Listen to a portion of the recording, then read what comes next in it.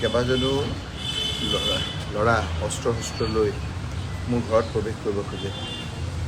অশ্লীল গালি শপনি তোক শেষ কৰি দিম, তই কি ভাবিছ, এনেধৰণৰ এটা পৰিৱেশৰ সৃষ্টি কৰে। আমাৰ ওপৰৰ পৰা আমাৰ মানুহে তাৰ আগতে ইয়াত অহাৰ আগত এখন ফটো নোমান ইছলাম নামৰ ল'ৰাজনৰ পৰা নিজে আপলোড কৰে। এখন আপলোড কৰিছে নোমান ইছলাম। আপলোড কৰাৰ পিছত তেওঁলোকে যি কৰিছে সেইটো আমি ওপৰৰ পৰা আমাৰ মানুহে ফটো তুলি ৰাখিছে।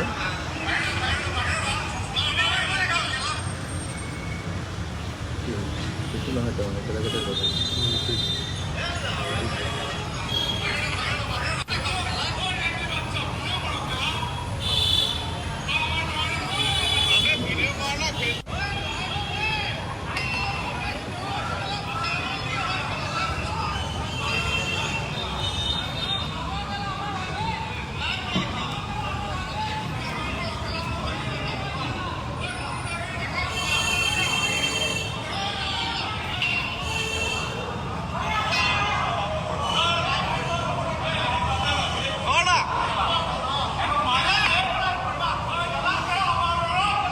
এটা আপোনালোকক মই দি দিম। গতিকে কি পৰ্যায় পাইছেগৈ আজি ৰাজনীতি, সেই কথাখিনিকে আপোনালোকক দোহাৰিলোঁ।